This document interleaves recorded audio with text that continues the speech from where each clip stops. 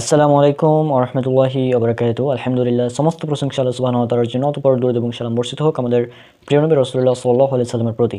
আজকের আলোচ্য বিষয় আপনারা দেখতে পাচ্ছেন, আমরা কেন মুসলিম, আমরা কেন হিন্দু না, আমরা কেন ইহুদি না, আমরা কেন খ্রিস্টান না, বা আমরা কেন অন্য ধর্মের অনুসারী না, অথবা আমরা কেন নাস্তিক নই।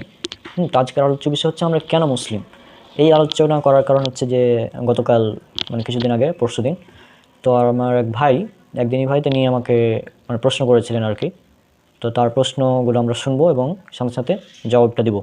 তো তিনি প্রথমেই যে কথাটা বলছেন সেটা হচ্ছে, আসসালামু আলাইকুম রহমতুল্লাহ। ওয়ালাইকুম আসসালাম রহমতুল্লাহি ওয়া বারাকাতুহু। ভাই, প্রশ্ন মানে এখন আপনি কোন ভাবে নেবেন সেটা বলতে পারতেছেন আর কি। তো ভাই যাই হোক, আমি শুরু থেকে আপনাকে বলি ইনশাল্লাহ। তো আজ থেকে 3 থেকে 4 বছর আগে যখন আমি পুরা ধরেন সেকুলার বলা যায় না, তবে ইসলামটাকে ভালোবাসতাম, তবে ইসলামটাকে পালন করতাম না, প্র্যাকটিসিং ছিলাম নাকি এখনো ওইরকম প্র্যাকটিসিং না, তবে চেষ্টা করি আর কি। তখন আমাকে ওয়াসওয়াসা দিত যে মানে আপনাকে আমি সেক্টরটা বলি, প্রথম হচ্ছে আস্তিকের সেক্টর আর একটা হচ্ছে নাস্তিকের সেক্টর। তো আমি কিসের জন্য আমি নাস্তিক হলাম না, আমি আস্তিক ইমান কেন হলাম, এটা হচ্ছে 1 নম্বর পয়েন্ট। 2 নম্বর পয়েন্ট হচ্ছে আমি আস্তিকই হইতে হলে তো আমার পৃথিবীতে 4200টা ধর্ম আছে, এবং তার মধ্যে দিয়ে সাধারণত আমাদের বলা হয় প্রধান প্রধান ধর্ম মুসলিম, হিন্দু, খ্রিস্টান, বৌদ্ধ, ইয়াহুদি, এইগুলো আমি কিসের জন্য চুজ না করলে আমি মুসলমানই হইলাম। তো যেটা জাকির নায়েক স্যার একাই ছিলেন, তিনি 19 বছর পর্যন্ত সাধারণ জন্মসূত্রে মুসলমান ছিলেন। তো 19 বছরের পর থেকে ভাই আপনি প্র্যাকটিস মানে কম্পারেটিভ রিলিজনে একটু পড়াশোনা করে মুসলমান হয়েছে। এখন কথা হচ্ছে ভাই যে আমার তো যোগ্যতাটা হইতেছে না, এখন আমি মানে আমার এই শয়তান 4 বছর আগে ওয়াসওয়াসা দিত, এই ওয়াসওয়াসাটা যে বলা হয় না ভাই, আমাদের মানুষে শয়তান বেশি ধোকা দেয়, কিন্তু যার এলেম আছে ওরা শয়তানটা ধোকা দিতে পারে না। তো এই সমস্যা হচ্ছে আমার এখানে, যে টুকটাক একটু আমল করার চেষ্টা করি। আবার বিগত ধরেন এক সপ্তাহ এইরকম হয়েছে, 7-8 দিন ধরে আমার এই অসুস্থতা এত পরিমাণ দিতেছে, এত পরিমাণ দিতেছে ভাই। আমি আমাদের মসজিদে মানে মুফতি সাহেব আছে বা খতিব সাহেব আছে, এবং আমাদের বড় বড় ওলামাকে এদের সাথে কথা বলছি। তো আমি ওইরকম আশানুরূপ মানে জবাবটা পাচ্ছি না আর কি। কিছু পাইছি ভাই, ঠিক আছে, তো পাইতেছি না। এবং মানে আমি সেই প্রশ্নটা আপনার করতে হবে, যুক্তিযুক্ত প্রশ্ন, যেমন কি আপনি মুসলমান হয়েছেন, এখন আপনি প্র্যাকটিসিং মুসলিম, তো আলহামদুলিল্লাহ। এখন কথা হচ্ছে ভাই, আপনি কিসের জন্য নাস্তিক না হয় আস্তিক হইলেন, এবং আস্তিক হওয়ার পরে আপনি কিসের জন্য মুসলমানটাকে চুজ করলেন। এটা কি জন্মসূত্রের জন্য? অনেক আছে জন্মসূত্রে কিন্তু মুসলমান দাবি করতেছে। আর হচ্ছে কি যে আমরা কিসের জন্য ভাই মুসলমানরাই হইলাম, এবং অন্যান্য ধর্মের কি ভুলটা ছিল বা কিসের জন্য আপনি এটা অ্যাকসেপ্ট করলেন না। আচ্ছা, প্রথমে আমি এই অংশটুকু নিয়ে কথা বলি। সেখানে যে আপনি এখানে বললেন যে আমার কাছে প্রশ্ন করতেন যে আমি কেন নাস্তিক না হয়ে আস্তিক হলাম, আবার আস্তিক হওয়ার পর কেন আমি অন্য ধর্ম গ্রহণ না করে কেনই বা আমি ইসলামের অনুসরণ করছি। এটা একটা প্রশ্ন।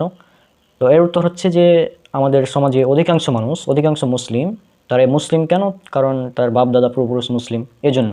কিন্তু আমাদের ক্ষেত্রে বিষয়টা আলাদা। আমি নিজের কথা বলি, আমি নিজে 2019 সালের আগে আমি মুসলিম ছিলাম, কারণ ফ্যামিলি মুসলিম, এই জন্য। 2020 সালের পর থেকে আমি নিজ চয়েসে মুসলিম, নিজ চয়েসে পড়াশোনা করার পর এখন পবিত্র কোরআন সূরা বাকারা সূরা নাম্বার 2 আয়াত নাম্বার 177, সূরা মাইদা সূরা নাম্বার 5 আয়াত নাম্বার 104, হ্যাঁ, তারপর সূরা আরাফ সূরা নাম্বার 7 আয়াত নাম্বার 28, সূরা লোকমান সূরা নাম্বার 31 আয়াত নাম্বার 21, এছাড়াও বিভিন্ন জায়গায় বলা হয়েছে যে আর যখন তাদেরকে বলা হয় তোমরা তার অনুসরণ করো যেটা নাজিল করা হয়েছে আল্লাহ সুবহানাহু ওয়া তাআলার পক্ষ থেকে, অর্থাৎ তখন তারা বলে যে আমরা অনুসরণ করবো আমাদের মানে যার উপর আমাদের বাপদাদাদেরকে পেয়েছি, পূর্বপুরুষকে পেয়েছি, সেটা আমরা অনুসরণ করব। অর্থাৎ কোরআন মাজিদ এখানে কিন্তু বাপদাদার অনুসরণ করার বিরুদ্ধে বলছে। ভালোভাবে লক্ষ্য করুন, কোরআন মাজিদ কিন্তু বাপদাদার অনুসরণ করতে বলছে না।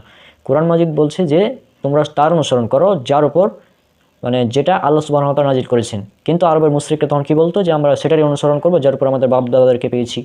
এ থেকে স্পষ্ট যে মানে জাহেলিয়াতের যুগে মানুষ অনুসরণ করতো বাপদাদাদের, অর্থাৎ বাপদাদাদের অন্ধ অনুসরণ, এটা হচ্ছে জাহেলিয়াত। হ্যাঁ, এক্ষেত্রে পবিত্র কোরআনের যে প্রথম শব্দ যেটা নাজিল করা হয়েছে সেটা হচ্ছে মানে পড়ো, পড়ো তোমার প্রভুর নামে, অর্থাৎ কোরআন মাজিদ আমাদের পড়তে বলেছে। হ্যাঁ, কোরআন বলছে, আল্লাহ সুবহানাহু ওয়া তাআলা কোরআনে বলছে তোমরা পড়ো, তো আমরা পড়ে আমাদেরকে মুসলিম হতে হবে। কিন্তু অধিকাংশ মুসলিম, কারণ তারা বাপ দাদা পূর্বপুরুষ ধরে চলে আসছে, এই জন্য তারা মুসলিম। এটা অধিকাংশ মানুষের ব্যাপারে হয়ে থাকে। তো প্রথম কথা হচ্ছে নাস্তিক কেন হলাম না, এর উত্তর হচ্ছে নাস্তিকতা এটা সম্পূর্ণ অযৌক্তিক। হ্যাঁ, নাস্তিকতা অযৌক্তিক, এটা নিয়ে মানে বলতে গেলে অনেক কথাই বলা যায়। তো আমি এখানে জাস্ট কিছু পয়েন্ট উল্লেখ করি, সেটা হচ্ছে যে পবিত্র কোরআনে আল্লাহ সুবহানাহু ওয়া তাআলা বলছেন, সূরা তুর 52 নম্বর সূরা 35 নম্বর আয়াত, আল্লাহ বলছেন যে তারা কি কোনো স্রষ্টা ছাড়াই সৃষ্টি হয়ে গিয়েছে নাকি তারা নিজেরাই স্রষ্টা। আল্লাহ প্রশ্ন করছেন, তারা কি স্রষ্টা ছাড়াই সৃষ্টি হয়ে গেছে নাকি তারা নিজেরাই স্রষ্টা। আচ্ছা, আমি এখন যে এই ভিডিও করছি মোবাইলে, হ্যাঁ, বা আমার এখানে ল্যাপটপ আছে, ঠিক আছে, তারপর এখানে প্রায় দেখতে পাচ্ছেন বিভিন্ন জিনিস আছে, হ্যাঁ, উদাহরণ এটা একটা ওয়াচ, ঘড়ি, হ্যাঁ। এখন এই ঘড়ি বা এই ঘড়িটা আমি এখন যদি বলি এই ঘড়িটা আসলে মানে কেউ তৈরি করেনি, এটা এমনি এমনি তৈরি হয়ে গিয়েছে, এটা যৌক্তিক না অযৌক্তিক? উত্তর হচ্ছে এটা সম্পূর্ণ অযৌক্তিক। হ্যাঁ, আমি যদি এখন নাস্তিকদের বলি যে এ ঘড়ি এটা আসলে কেউ তৈরি করেনি, এটা এমনি এমনি হয়ে গিয়েছে, এটা অযৌক্তিক হয়ে যাবে। কিন্তু তারা ঠিকই বলছে যে ইউনিভার্স, এত বড় ইউনিভার্স, এত বড় লক্ষ লক্ষ কোটি কোটি গ্যালাক্সি, এত গ্রহ নক্ষত্র, হ্যাঁ, এগুলো নাকি এমনি এমনি তৈরি হয়ে গিয়েছে। পৃথিবীতে লক্ষ লক্ষ প্রজাতির জীব, এগুলো নাকি এমনি এমনি তৈরি হয়ে গিয়েছে। আজীব ব্যাপার। যে ভাইয়া এই প্রশ্নটা করেছেন তাকে অসংখ্য ধন্যবাদ। তো ভাইয়া দেখেন যে আপনি যদি সঠিকতা যদি বুঝতে চান তাহলে আপনাকে আগে বুঝতে হবে, আমি এভাবেই বুঝাই। ধরেন একজন চোর বা একজন খুনি একটা পুলিশকে হত্যা করলো, ছুরি দিয়ে হত্যা করলো। এখন আপনি এতটুকু সায়েন্স দিয়ে, যেহেতু আমি আরেকটু বলি যে অ্যাথিজম বা নাস্তিকতা তারা বেশিরভাগই সায়েন্সের উপর ডিপেন্ডেন্ট থাকে। এখন তাদেরকে আপনি প্রশ্ন করেন যে ভাই ছুরিটা খুনি ছুরি দিয়ে পুলিশকে হত্যা করছে, ঠিক আছে? তা আপনি আমাকে এটা প্রমাণ করেন যে এই খুনি যে ছুরি দিয়ে হত্যা করছে এটা কি আসলে ঠিক নাকি বেঠিক? এটা তাদেরকে প্রশ্ন করবেন এবং এটা সায়েন্সের মাধ্যমে এবং বিজ্ঞান দিয়ে তাকে প্রমাণ করতে বলবেন। এটা কিন্তু উনারা পারবে না। কেন পারবে না? কারণ বিজ্ঞানের এই জিনিসটা নাই। ও মোরালিটি বা নৈতিকতা এটা বুঝাতে পারবে না। ও শুধু এতটুকু বুঝাতে পারবে যে পেটের মধ্যে কতটুকু ছুরিটা ঢুকেছে আর কতটুকু জায়গায় ক্ষত হয়েছে, কতটুকু জায়গায় সমস্যা হয়েছে সেটা বলতে পারবে বিজ্ঞান। সেটাতে সেটা অ্যাথিনিজম তারা যে বলে যে আমরা মডার্ন সায়েন্সের উপর ডিপেন্ডেন্ট, তারা এটা দিয়ে করতে পারবে না। এটা দিয়ে মোরালিটিকে প্রমাণ করতে পারবে না। কিন্তু আপনি পবিত্র কোরআনের বহু জায়গাতে আপনি পাবেন যে অকারণে হত্যা করাকে আল্লাহ সুবহানাহু ওয়া তাআলা একদম হারাম বা পাপ কাজ বলেছেন। অকারণে কেউ যদি কাউকে হত্যা করে হিসাব দিতে হবে আমাদেরকে কিয়ামতের মাঠে। শয়তানের ওয়াসওয়াসার কারণে মানে তার মনে হচ্ছে যে ইসলাম এটা সঠিক না, এরকম মনে হতো। হ্যাঁ, এরকম বিষয়টা। তা মানে আচ্ছা, অন্যান্য ধর্ম যেমন আছে, ধরো যে হিন্দুইজম, খ্রিস্টানিটি, এগুলা সঠিক নয়, ইসলাম কেন সঠিক? হ্যাঁ, আমি যাই হোক ওখানে অ্যান্সার দিয়েছিলাম। আমি যে অ্যান্সারটা দিয়েছিলাম সেটা একটু বলি সংক্ষেপে। প্রথম কথা হচ্ছে নাস্তিকতা এটা পুরোটা অযৌক্তিক। কেন অযৌক্তিক? কারণ আমি নাস্তিকদের বারবার ব্রেনলেস কেন বলি, কারণ মনে করেন যে আমার হাতে যে মোবাইলটা আছে, হ্যাঁ, এই মোবাইলটা একজন তৈরি করেছে, এই মোবাইলটার একজন ক্রিয়েটর আছে, কিন্তু এই এত বড় ইউনিভার্স, এত বড় গ্যালাক্সি, এগুলো নাকি কোনো ক্রিয়েটর নাই। এটা একটা অযৌক্তিক কথা। হুম। তারপর নাস্তিকদেরকে যদি বলা হয় যে তারা কিন্তু বলে যে মানে বিগ ব্যাং এর মাধ্যমে বা বিভিন্ন এর মাধ্যমে ইউনিভার্স তৈরি হয়েছে এটা বলে, কিন্তু কে একজন যে তৈরি করেছে এটা তারা অস্বীকার করে, মানে স্রষ্টাকে তারা অস্বীকার করে দেয়। তো এই জন্য এটা হচ্ছে অযৌক্তিক পুরোটাই। তারপর তার বিভিন্ন অযৌক্তিক প্রশ্ন করে, যেমন ধরেন যে কোরআনে যেসব আপনার অলৌকিক মুজিজাগুলো রয়েছে নবীদের, হ্যাঁ, যেমন ধরেন মুসা আলাইহিস সালাম, তিনি সমুদ্রকে মানে লাঠির আঘাত করে সমুদ্রকে বা দুই ভাগ করেছিলেন। তো এটা নিয়ে তারা মানে বলে যে এটা তো অবৈজ্ঞানিক, এটা কিভাবে সম্ভব? হ্যাঁ, এখন আমি যদি তাদেরকে বলি যে এই যে আমরা এখন লাইভ করছি, আমি এখন বাংলাদেশের চাঁপাইনবাবগঞ্জ থেকে লাইভ করছি, আর রনক তুমি এখন কোথায়, ঢাকাতে না? হ্যাঁ, ঢাকা থেকে। হ্যাঁ, তুমি ঢাকাতে। তো আমি আর তুমি ঢাকাতে একসাথে কথা বলছি। হ্যাঁ, আমি এখন যদি বলি এটা কিভাবে সম্ভব, এটা হাস্যকর, তাহলে ওই নাস্তিকরা আমাকে এসে বলবে যে এ পাগল হয়ে গেছে। কারণ কি? কারণ এটা হচ্ছে প্রযুক্তির মাধ্যমে আমরা করতে পারছি, অর্থাৎ মানুষ প্রযুক্তির মাধ্যমে এত দূর চলে গিয়েছে। এমনকি আমি যদি উদাহরণ দিই, আমি আছি বাংলাদেশে, আমার ভাই থাকে আমেরিকাতে। এখন আমি ভিডিও কলের মাধ্যমে তার সঙ্গে দেখে দেখে কথা বলতে পারছি। এখন আমি যদি বলি যে এটা অযৌক্তিক, হাস্যকর বিষয়, কিভাবে সম্ভব? আমি বাংলাদেশে আর ওই আমেরিকাতে ভিডিও কল দেখে দেখে কথা বলবো। হ্যাঁ, এটা অসম্ভব। আমি যদি এভাবে বলি তো ওরা বলবে যে আমি খ্যাত, মানে পাগল ইত্যাদি, তারাই বলবে, তারা আমাকে এই কথা বলবে। হ্যাঁ, অর্থাৎ মানুষ তার মানে মানুষকে আল্লাহ যে ক্ষমতা দিয়েছেন, এই ক্ষমতা দিয়ে মানুষ এত উন্নত করে ফেলছে, হ্যাঁ, স্পেসে যাচ্ছে, মঙ্গল গ্রহ, তারপর চাঁদে।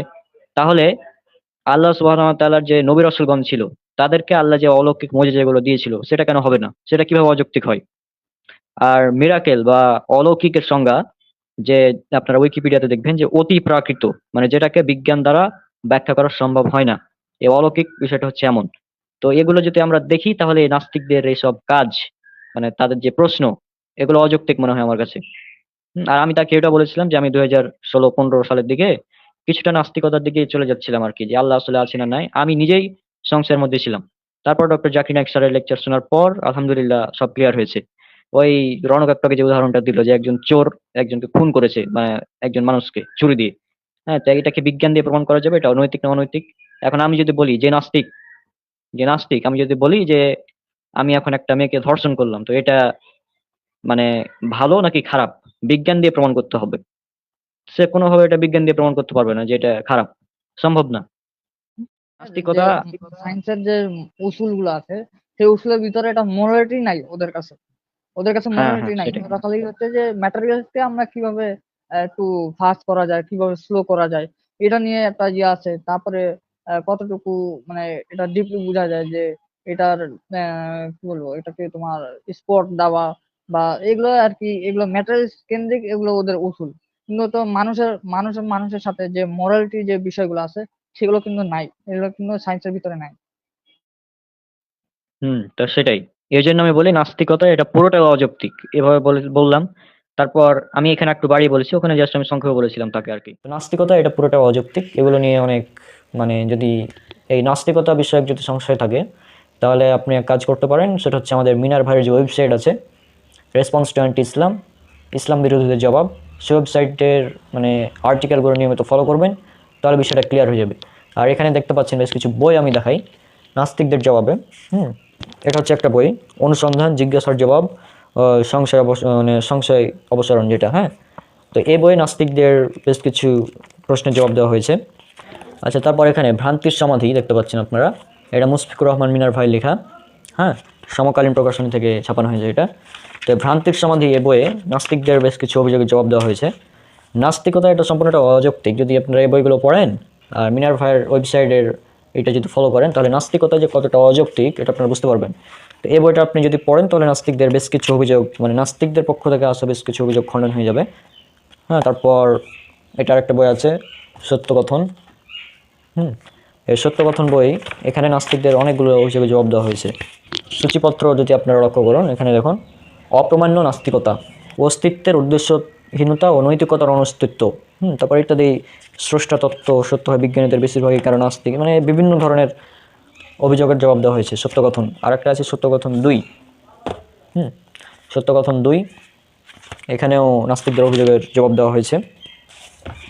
মিস মিনার ভাইয়ের, মুশফিকুর রহমান মিনার ভাইয়ের এই যে একের আহ্বান, হ্যাঁ, এই বইটিও পড়তে পারেন। এখানে জিজাস ক্রাইস্ট অর্থাৎ খ্রিস্টান যিশুকে যে মানে ঈশ্বর মনে করে অনেকে, সেটার কিছু খণ্ডন করা হয়েছে। তারপর এখানে আরও একটি বই আমি দেখাই, আর হচ্ছে আগাজ দ্য বিলিভার, আমাদের আলামিন ভাইয়ের লেখা। আমার ছোট ভাই, মানে কাছের ছোট ভাই তিনি, দিনী ভাই। মানে এখানে গল্পের আকারে খুব সুন্দরভাবে নাস্তিকদের খণ্ডন করা হয়েছে। হ্যাঁ, তো এটা হচ্ছে যে এই বইগুলো যদি আপনারা পড়েন, তাহলে এই নাস্তিকতা কেন অযৌক্তিক এটা বুঝতে পারবেন। আমি তো একটা উদাহরণ দিলাম, এখন একটা উদাহরণ দিই। নাস্তিকরা অনেক সময় অভিযোগ করে কি যে এই কোরআনের মধ্যে যে মিরাকেলসগুলো রয়েছে, মানে অলৌকিকতা যে বিষয়গুলো রয়েছে, এগুলো নিয়ে নাস্তিকরা অভিযোগ করে যে কোরআন বলছে যে মুসা আলাইহিস সালাম তিনি লাঠি দিয়ে আঘাত করলেন আর সমুদ্র নাকি 2 ভাগ হয়ে গেল, এটা অযৌক্তিক, অবৈজ্ঞানিক। তারপর মোহাম্মদ সাল্লাহ সাল্লাম নাকি আঙ্গুলের ইশারা দিয়ে চাঁদকে মানে দ্বিখণ্ডিত করে দিয়েছেন, এগুলো অবৈজ্ঞানিক।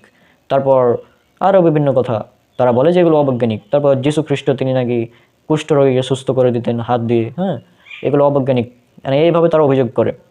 আমি এখানে একটা কথা বলি যে এই অলৌকিকতা, এটার সংজ্ঞা উইকিপিডিয়াতে দেখে নেবেন যে অতি প্রাকৃত বিষয় যা সাধারণত বিজ্ঞান দিয়ে ব্যাখ্যা করা যায় না, এটা হচ্ছে মানে অলৌকিকতা। হ্যাঁ, এখন আমি যদি একটা উদাহরণ দিই, আমি এখন আছি বাংলাদেশে, আমি এখন চাইলেই মেসেঞ্জারে বা হোয়াটসঅ্যাপে ভিডিও কলের মাধ্যমে আমি আমেরিকার কোনো এক ভাইয়ের সাথে আমি কথা বলতে পারবো, ভিডিও কলে দেখে দেখে। অর্থাৎ আমি কথা বলবো বাংলাদেশ থেকে আমেরিকাতে দেখে দেখে। এখন আমি যদি বলি যে এটা অসম্ভব, আমি বাংলাদেশে থাকি, আরেক ভাই থাকে আমেরিকাতে, তার সাথে আমি দেখে দেখে কথা বলবো, এটা কীভাবে হতে পারে, এটা তো অযৌক্তিক। হ্যাঁ, একদম অযৌক্তিক কথা। কিন্তু তখন নাস্তিকরা এটা নিয়ে হাসাহাসি করবে এবং বলবে যে প্রযুক্তির মাধ্যমে এটা সম্ভব হয়েছে, ইন্টারনেটের মাধ্যমে। তা আমি বলি যে মানুষ যদি এত উন্নত হতে পারে, মানুষ যদি এই যে প্রযুক্তিগতভাবে ইন্টারনেট, তারপর বিভিন্ন এই মার্সে চলে যাচ্ছে প্রযুক্তি বানিয়ে, হ্যাঁ, রকেটস, স্পেসশিপ বানিয়ে মানে স্পেসে যাচ্ছে, তারপর মানে আরও অনেক আধুনিক প্রযুক্তি আসছে। তো মানুষ যদি এত কিছু করতে পারে, তো যিনি মানুষের ক্রিয়েটর, যিনি ঈশ্বর, যিনি আল্লাহ সুবহানাহু ওয়া তাআলা, তিনি কেন মানে এই বিষয়গুলো তার নবীদের মাধ্যমে দিয়ে এগুলো করাতে পারবেন না?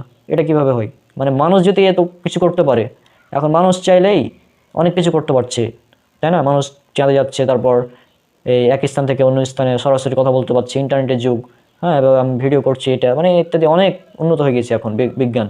তো বিজ্ঞান এত উন্নত হওয়ার পর মানুষ যদি এত কিছু করতে পারে, তো যিনি মানুষের স্রষ্টা তিনি কেন এগুলো পারবেন না? তিনি তো তার নবীদেরকে দিয়ে অলৌকিক মুজিজা দেখিয়েছেন। আর সে সময়টা ছিল মানে অলৌকিকের যুগ, মানে তখন মানুষ মানে সাধারণত বিশ্বাস করতে যেত না, আপনি নবী, তাহলে আমাদের এই অলৌকিক নিদর্শনটা দেখান। তখন মানুষ মানে অলৌকিক নিদর্শন দেখতে চেয়েছিল। মোহাম্মদ সাল্লাহ সাল্লামের চাঁদ দ্বিখণ্ডিত করার বিষয়টা মানুষ বিশ্বাস করেনি যে ইনি নবী। তখন যে আপনি একটা যদি এই চাঁদকে ভাগ করে দেখাতে পারেন, তাহলে আমরা আপনাকে নবী বলে মেনে নিব। তো তখন তিনি সে মজিজাটা দেখিয়েছিলেন। তো এইভাবে যদি লক্ষ্য করেন এই অলৌকিক মজিজাগুলো, এগুলো আসলে সম্ভব। কারণ মানুষ যদি এত মানে কাজ করতে পারে যেগুলো আমরা মানুষ চিন্তা করতে পারি না, বিজ্ঞানের মাধ্যমে এত কিছু করতে পারছে, তো তাহলে যিনি আল্লাহ, যিনি সৃষ্টিকর্তা, তিনি কেন পারবেন না? ইজি। আর নাস্তিকতা এটা সম্পূর্ণ অযৌক্তিক, পুরোটাই অযৌক্তিক, হাস্যকর একটা, মানে এটার কোনো লজিক্যাল কোনো নাই একদম। এটা মানে নাস্তিকতা, এটা কি বলবো, মানে ব্রেনলেস ছাড়া কেউ নাস্তিক হয় না। যাদের মধ্যে ব্রেন নেই, হ্যাঁ, যাদের মধ্যে ব্রেনের সমস্যা, যাদের মাথায় সমস্যা, তারাই কেবল নাস্তিক হয়, তাছাড়া কেউ নাস্তিক হয় না। একদম ব্রেনলেস যারা, তারা নাস্তিক হবে। মানে আজীব ব্যাপার। মানে একটা মোবাইল এটা এমনি এমনি তৈরি হয় না, হ্যাঁ, এটার জন্য মানে অনেক গবেষণা করা লাগে। তারপর এই অনেক মানে যারা ইঞ্জিনিয়ার আছে তারা এগুলো করে, হ্যাঁ, তারপর ফ্যাক্টরিতে গিয়ে তৈরি করা হয়। তারপর আমার এই চশমা যেটা, এই চশমাটাও এমনি এমনি তৈরি হওয়া সম্ভব না। এই চশমাটাও কেউ না কেউ তৈরি করেছে, বা কোনো না কোনোভাবে তৈরি করা হয়েছে, এটা এমনি এমনি হয়নি। তো এই বিষয়গুলো যদি আমরা দেখি ভালোভাবে, তাহলে বুঝতে পারবো যে নাস্তিকতা এটা পুরোটাই অযৌক্তিক। আর এই জন্য তো আল্লাহ বলে দিয়েছেন যে তারা কি স্রষ্টা ছাড়াই সৃষ্টি হয়ে গেছে, নাকি তারা নিজেরাই স্রষ্টা। তো এই বিষয়টা যদি আপনারা লক্ষ্য করেন, তাহলে বুঝতে পারবেন নাস্তিকতা পুরোটাই অযৌক্তিক এবং হাস্যকর। এখন নাস্তিকরা অনেক অভিযোগ করে কোরআনের উপর, কারণ কি, তারা কোরআনের এই আয়াতগুলো তারা বুঝতে পারে না। এখন তুমি কোরআনের একটা আয়াত বুঝতে পারছো না, এই জন্য এটা কোরআনের ভুল না তোমার ভুল?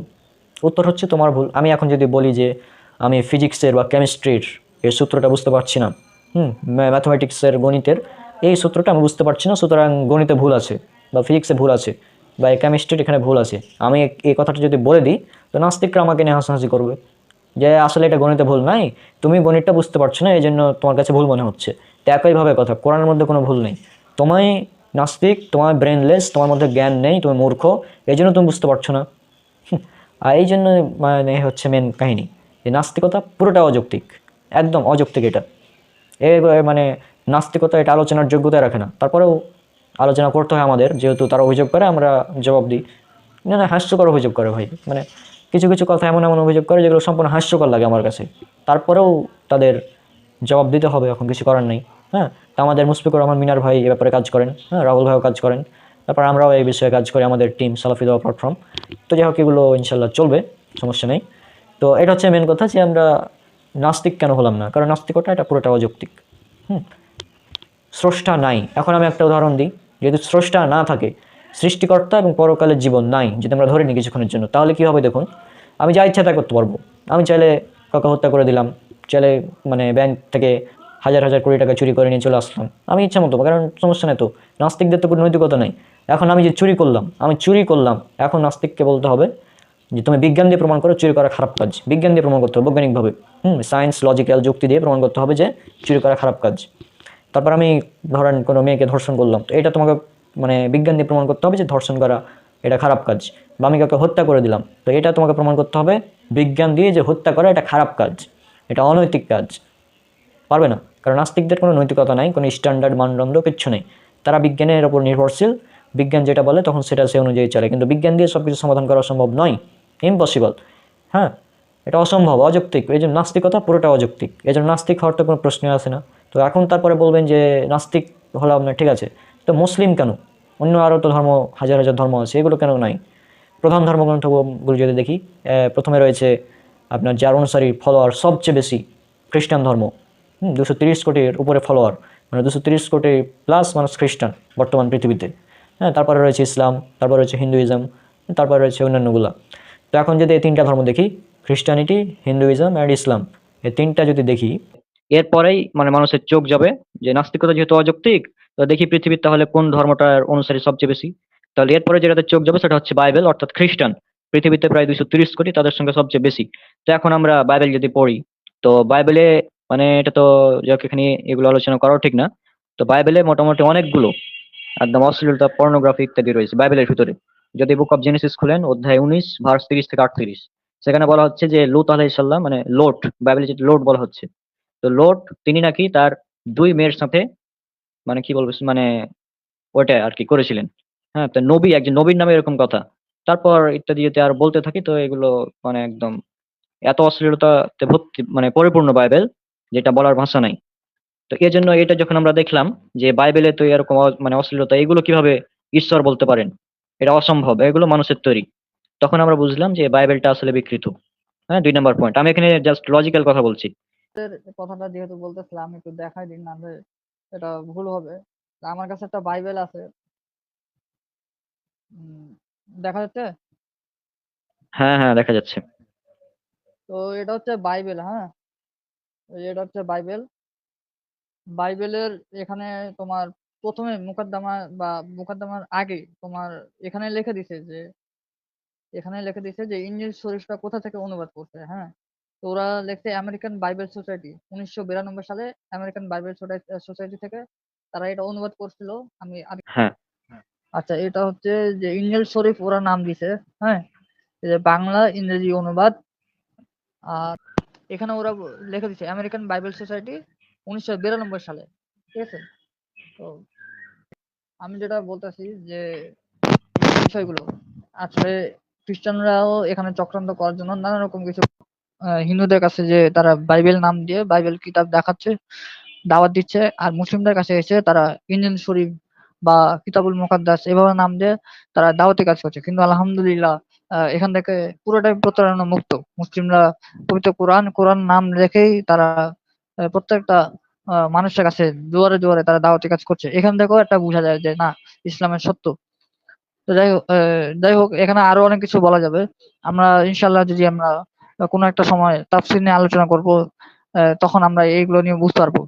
আমরা এগুলো নিয়ে আমরা আলোচনা করবো ইনশাল্লাহ। সায়েন্স ভিত্তিক যেগুলো যে সূরা যে আয়াতগুলো আছে সেগুলো নিয়ে আমরা ইনশাল্লাহ একদিন লাইভে আলোচনা করলে তখন যারা কোরআনের বিজ্ঞান বিষয় নিয়ে যে প্রশ্নগুলো তুলেন বা সংশয়ের মধ্যে থাকেন, তারা এগুলো থেকে ক্লিয়ার হয়ে যাবেন ইনশাআল্লাহ।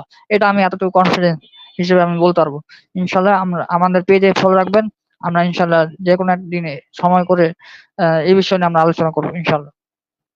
এর মধ্যে অর্থাৎ খ্রিস্টান ধর্মের মধ্যে অনেক অযৌক্তিক, অবৈজ্ঞানিক, অশ্লীলতা ইত্যাদি রয়েছে। এগুলো আমি যদি দেখাতে শুরু করি ঘন্টার পর ঘন্টা ঘন্টার পর ঘন্টা আলোচনা করা যাবে শুধুমাত্র তাদের অযৌক্তিক মানে অবৈজ্ঞানিক কথাগুলো নিয়ে। তার মধ্যে আমাদের ডক্টর মরিস বুকাইলির লেখা একটি বই আছে। তিনি আগে খ্রিস্টান ছিলেন, পরবর্তীতে মুসলিম হয়েছিলেন। তার লেখা বই এটা, বাইবেল, কোরআন ও বিজ্ঞান। হ্যাঁ, এই বইটা পড়বেন, এখানে বাইবেলের কিছু বৈজ্ঞানিক ভুল উল্লেখ করা হয়েছে। আবার বড়দিনের উপহার খ্রিস্ট বিশ্বাসীদের জন্য, এখানে খ্রিস্টান ধর্মাবলম্বী যারা তাদেরকে খুব সুন্দরভাবে খণ্ডন করা হয়েছে ব্রাদার রাহুল ভাইয়ের বই।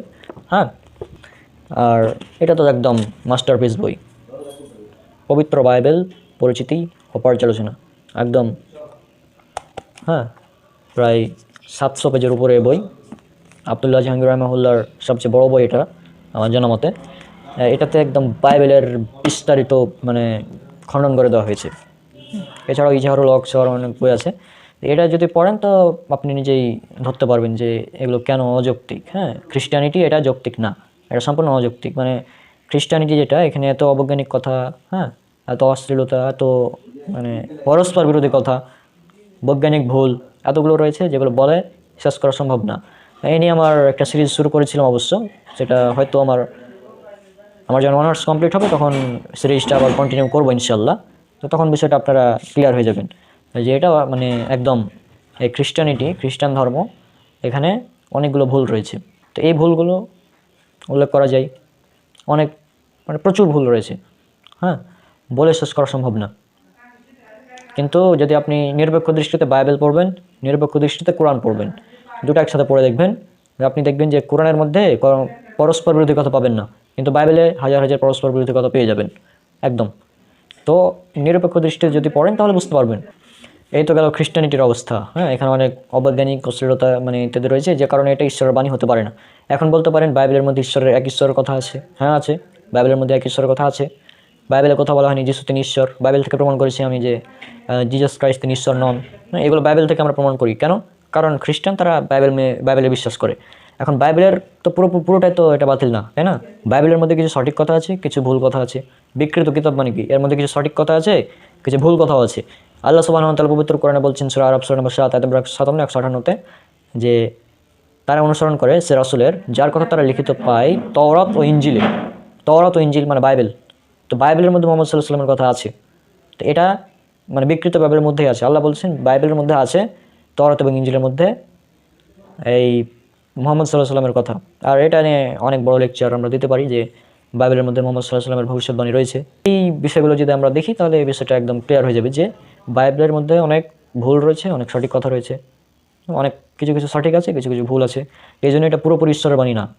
তারপর একটা বই আছে আহমদিদাত হাফিজ রহিমাহুল্লাহ, তার বাইবেল কি আল্লাহর বাণী, এটা পড়তে পারেন। 3 নম্বর পয়েন্ট, এখন চোখ যাবে তাহলে হিন্দুইজম, এটা দেখি কেমন। তো হিন্দুইজমের অবস্থা আরো খারাপ। বাইবেলের যেরকম আছে হিন্দুইজমে আরো খারাপ অবস্থা। হ্যাঁ, আর এই খারাপ অবস্থা জানার জন্য আপনারা রাহুল ভাইয়ের এই বইটি পড়তে পারেন, এই যে ইসলাম আদর্শ না কলঙ্ক। এই বইটি যদি পড়েন তাহলে হিন্দুইজমের অবস্থা কেমন সেটা আপনারা বুঝতে পারবেন। হ্যাঁ, তো যাই হোক, এই জন্য এসব ধর্ম, যদিও বাইবেলে এক ঈশ্বরের কথা আছে, হিন্দুইজমে এক ঈশ্বরের কথা আছে, কিন্তু একই সাথে অনেক বৈপরীত্য, তারপর অনেক অশ্লীলতা ইত্যাদি, মানে অবস্থা খারাপ আর কি।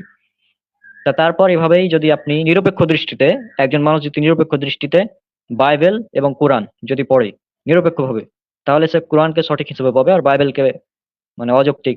বাইবেলে এমন এমন রেফারেন্স আছে যেখানে এক রেফারেন্সের মধ্যে বৈজ্ঞানিক ভুল। হ্যাঁ, অনেক।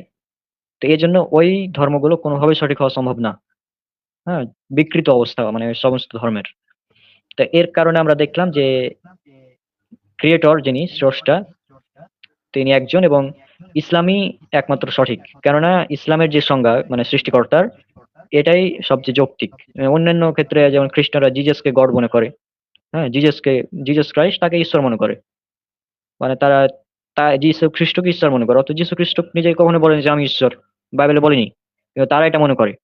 তো এই যাই হোক, এসব কারণে আমরা দেখলাম যে সব ধর্মগুলো ভুল আর ইসলাম সঠিক কেন, এটা মানে পড়লে বুঝতে পারবেন। আপনি আপনি কোরআনটা যখন পড়বেন প্রথমেই সূরা বাকারা 2 নম্বর সূরা 2 নম্বর আয়াতে আল্লাহ বলছেন যে যালিকাল কিতাবু লা রাইবা ফিহি হুদাল লিল মুত্তাকিন।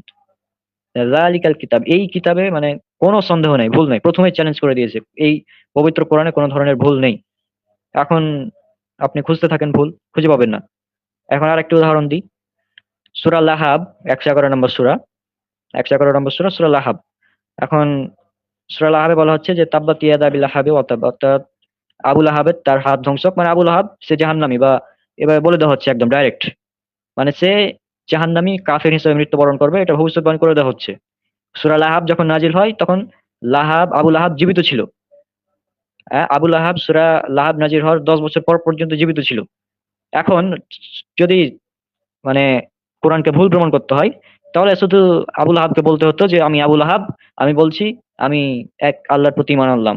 শুধু যদি এই কথাটা বলতো তাহলেই এই কোরআন এটা ভুল প্রমাণিত হতো, কিন্তু এমনটা হয়নি। এরকম আপনি অনেকভাবে টেস্ট করতে পারেন।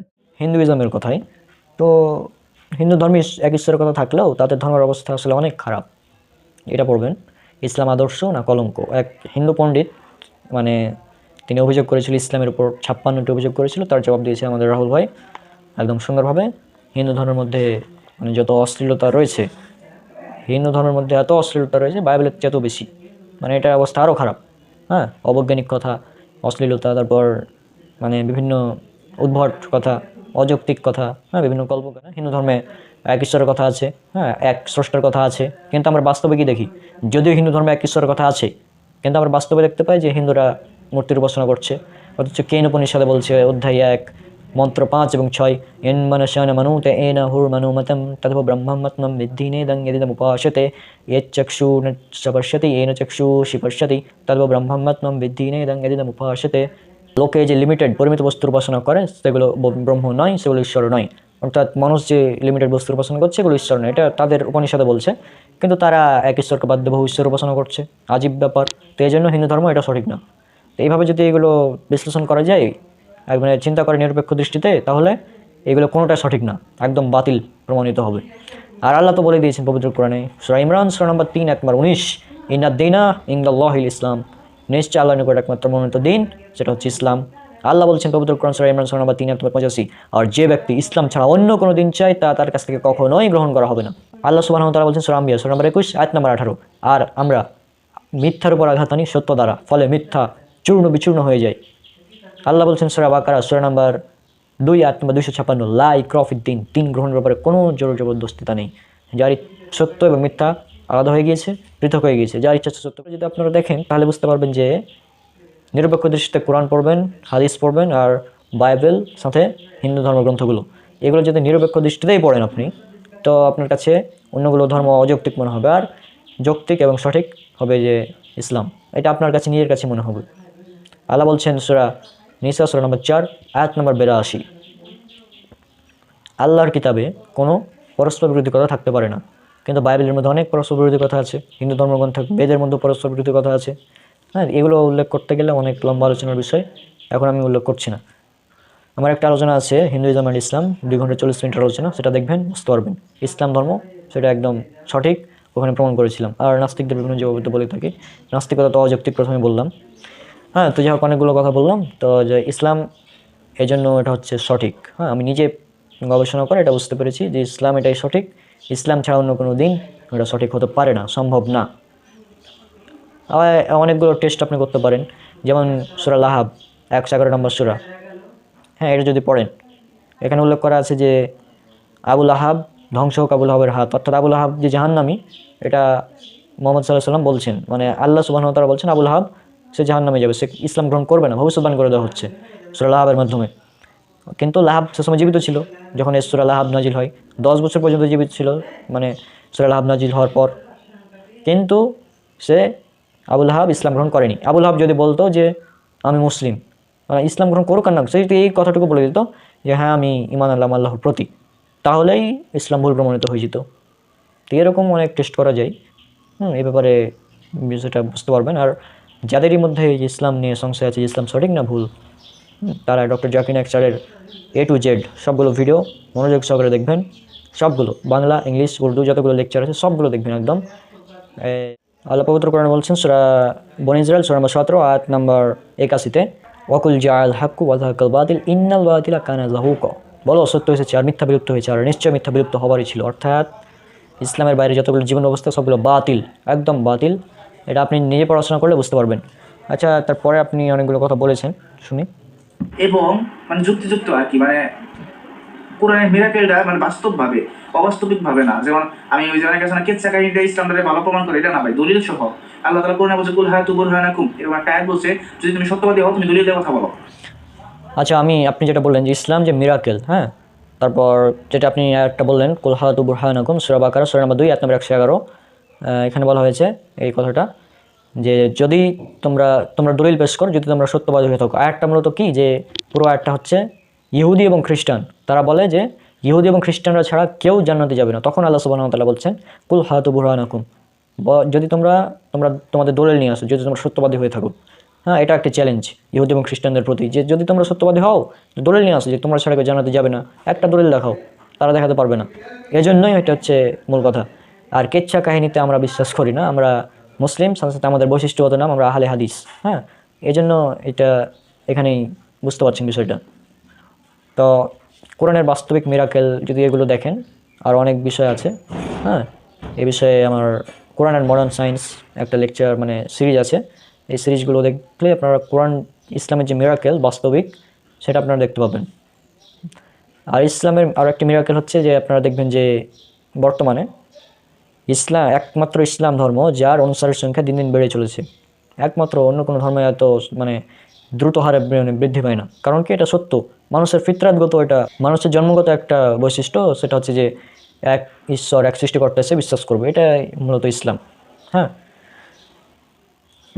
তো এরকম দলিল নেয় ভাই, মানে এই জিনিসটা বলছে যুক্তিযুক্তভাবে। এবং আপনি কিসের জন্য নাস্তিকই হলেন না, আপনি কিসের জন্য আস্তিক হলেন, এবং আস্তিক হওয়ার পর আপনি কিসের মুসলিমটাকে চুজ করলেন, ইসলামটাকে চুজ করলেন, এবং কোরআনটাকে কিসের জন্য মানে ধর্মগ্রন্থ হিসেবে বা হোলি বুক হিসেবে আপনি গ্রহণ অ্যাকসেপ্ট করলেন, কিসের জন্য আপনি আচ্ছা, আমি এটার উত্তর দিয়ে দিয়েছি। আপনি যেটা বললেন যে আমি কেন নাস্তিক না নাস্তিক হলাম, আর কেনই বা মানে কোরআনটাকেই চুজ করলাম। কারণ এটাই একমাত্র সঠিক, যেটা পূর্ব আলোচনাতে আপনারা বুঝে গিয়েছেন। আর এগুলো বোঝানোর জন্য আমরা ভাবছি যে মানে উন্মুক্ত আলোচনা যে পর্ব রয়েছে, হ্যাঁ, দুটো এপিসোড হয়েছে। আমরা উন্মুক্ত আলোচনাতে এই বিষয়গুলো নিয়ে আলোচনা করবো মাঝে মাঝে ইনশাল্লাহ। হয়তো মাসে দু একটা হবে। সেখানে এই আপনাদের যত সংশয়মূলক প্রশ্ন থাকবে সেগুলো করবেন ইনশাল্লাহ। এই উন্মুক্ত আলোচনা সিরিজের মাধ্যমে আমাদের সালাফি দাওয়া প্ল্যাটফর্ম টিমের পক্ষ থেকে এই জবাবগুলো দেওয়া হবে। আপনাদের মনের ভিতরে যত সংশয় আছে সেগুলো নিরসন করা হবে ইনশাল্লাহ। তো আমি তো এটা উত্তর দিয়ে দিচ্ছি কেন ইসলামকে চয়েস করলাম।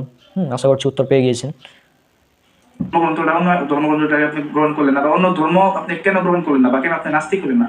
আমার কোশ্চেনটা ভাই এইটুকুই ভাই। আমার এই সব প্রশ্ন আমি যে আল্লাহ তাআলার কাছে আমি আল্লাহর কাছে সিরাতুল মুস্তাকিমে আমি যে মানে অনুগ্রহ যাবো ভাই, আমি আর শয়তান এত অস্ত্র ভাই, আপনি কেন বলবেন ভাই এখন বলেন? যে মনে হয় যে তুই কার কাছে যেতেছ? আল্লাহর কাছে। আল্লাহ যদি না থাকে, আমার কথা বুঝতে পারতেছেন ভাই? মানে আমার মানে মাথার ব্রেনটা এরকম হয়ে যেতেছে ভাই, মানে আমার খুবই পেরেশানিতে আছে আর কি ভাই। তো আমি আল্লাহর রহমতে আলহামদুলিল্লাহ নামাজ ছাড়া কোনো সময় ছাড়তেছি না, আলহামদুলিল্লাহ। জামাতের নামাজও ত্যাগ করতেছি না, এরকম দুই এক তো মানে জোহরের নামাজ নামাজ করো, কিন্তু ফজর নামাজ করে দিন জামাত ছাড়তেছি না ইনশাআল্লাহ, আলহামদুলিল্লাহ। এবং আমি হচ্ছে ভাই যে কি বলে সুন্নত নফল যেগুলো আছে টুকটাক ওইগুলো সব আল্লাহর রহমতে আলহামদুলিল্লাহ চেষ্টা করতেছি, যদি শয়তান আমার সাথে এই জন্য আমি এগুলো থেকে অনেক চেষ্টা করতেছি ভাই। এখন আমি মানে তাও আমার ওই যে কোশ্চেনগুলো আসতেছে, এবং আমাকে যদি যুক্তিযুক্ত কিছু দলিল দিতেন যে আপনি কিসের জন্য রয়েছেন, আলহামদুলিল্লাহ মুসলমান হয়েছেন বা কিসের জন্য, আমার একটা মানে ভরসা পাইতাম, বা আপনি কিভাবে ইসলামটা একসেপ্ট করছেন কিসের জন্য, অন্য কিছু একসেপ্ট করলেন না কিসের জন্য। তো এটা একটু যদি বলতেন ভাই ইনশাল্লাহ অনেক উপকৃত হইতাম আর কি ভাই। এই আর কি ইনশাল্লাহ ভাই। হ্যাঁ, সম্পূর্ণ কথাই শুনলাম আপনার। সেটা হচ্ছে যে আমি তো অ্যান্সার দিয়ে দিয়েছি যে অধিকাংশ মুসলিম তারা মুসলিমের কারণ তার বাপদাদা থেকে পেয়ে গিয়েছে, এই জন্য মুসলিম। কিন্তু আমাদের বিষয়টা তো আলাদা। আমরা তো পড়াশোনা করার পর মুসলিম। আল্লাহ তো বলছেন প্রথমেই যে পড়ো বিস্মি বিস্মি রব্বিকাল্লাযী খলাক। পড়ো তোমার প্রভুর নামে যিনি তোমাকে সৃষ্টি করেছেন। বিস্মি রব্বিকাল্লাযী খলাক। সূরা আলাক সূরা নম্বর 96 আয়াত নম্বর 1, সর্বপ্রথম আয়াত যেটা রাসূল সাল্লাল্লাহু আলাইহি ওয়াসাল্লামের উপর নাজিল হয়েছিল। আর এরকম আমি জানি যে অনেকের মধ্যে এরকম সংশয় তৈরি হয়ে যায় যে আসলে কি ইসলাম সঠিক নাকি ভুল। তো এই সংশয়গুলো নিরসন আমরা করার চেষ্টা করবো ইনশাল্লাহ। পরবর্তীতে আমাদের টিমে অনেক মেম্বার্সরা আছে, তারা এই কাজগুলো কন্টিনিউ করবে ইনশাল্লাহ। তো আজকে বিদায় নিচ্ছি। আশা করছি আপনি আপনার উত্তর পেয়ে গিয়েছেন যে আমরা কেন ইসলামকেই চয়েস করলাম। হ্যাঁ, বইগুলো পড়বেন, তা আশা করছি আরও ক্লিয়ার হয়ে যাবেন। হ্যাঁ, প্রথমত নিরপেক্ষ দৃষ্টিতে আল্লাহর কোরআনটা পড়েন। নিরপেক্ষ দৃষ্টিতে কার অনুবাদ পড়বেন এটা তো আর প্রয়োজন, আপনি যে কোনো অনুবাদ পড়তে পারেন কোরআনের, নো প্রবলেম। হ্যাঁ, হাদিসগুলো পড়েন নিরপেক্ষ দৃষ্টিতে, এইগুলো পড়েন। তারপর বিশেষ করে পবিত্র কোরআন মাজিদ অনুবাদ সহ একটা সংক্ষিপ্ত তাফসিরে হাসানুল বায়ান পড়তে পারেন, বা আবু বকর জাকারিয়া স্যারের তাফসিরটা পড়তে পারেন। এছাড়াও আরও অন্যান্যগুলো পড়তে পারেন। হ্যাঁ, কোরআন মাজিদ, তাফসির, তারপর হাদিস গ্রন্থের মধ্যে আপনারা পড়তে পারেন রিয়াদুস সলিহিনটা বা বুলুগুল মারাম পড়তে পারেন। এই বিষয়গুলো যদি পড়াশোনা করেন তাহলে দেখবেন যে সব কিছু ক্লিয়ার হয়ে গিয়েছে একদম। হ্যাঁ, এই সংশয় এগুলো আর থাকবে না ইনশাল্লাহ। লজিক্যালভাবে দেখতে যাই, এখন এটা অবশ্যই মুসলিম হিসেবে আমাদের এগুলো বিশ্বাস করা উচিত না। তারপরেও যেহেতু অনেক সংশয়ের ভিতরে রয়েছে সেজন্য আমি এটা বলে দিই লজিক্যাল ভাবে। হ্যাঁ, এখন আমরা মুসলিমরা একজন সৃষ্টিকর্তা বিশ্বাস করি, এবং আমরা মুসলিমরা সর্বশেষ নবী তার আনুগত্য করি। ঠিক, এখানে আমরা সেফ জোনে আছি। কেন, কিভাবে? এখন যদি যে ব্যক্তি দুইজন ঈশ্বরের উপাসনা করে বা তিনজন, সে এখানে বিপদে পড়বে। কারণ মানে মৃত্যুর পর সে যদি দেখে যে ঈশ্বর তিনজন না একজনই আছেন, তখন সে বিপদে পড়ে যাবে যে আমি তো তিনজন ঈশ্বরের উপাসনা করেছি, তাহলে এটা কেমন হয়ে গেল। হ্যাঁ, তারপর বিভিন্ন যারা রয়েছে যে অনেক দেব দেবীর উপাসনা করে, তারাও এই ক্ষেত্রে সংশয়ের মধ্যে পড়ে যাবে, মানে বিপদে পড়ে যাবে কিয়ামতের দিন। তারপর যারা যীশু খ্রিস্টকে মানে ঈশ্বরের পুত্র মনে করে, বা উজাইরকে আল্লাহর পুত্র মনে করে, সূরা তওবা 30 নম্বর আয়াতে যেটা আছে, তারাও বিপদে পড়ে যাবে কিয়ামতের দিন।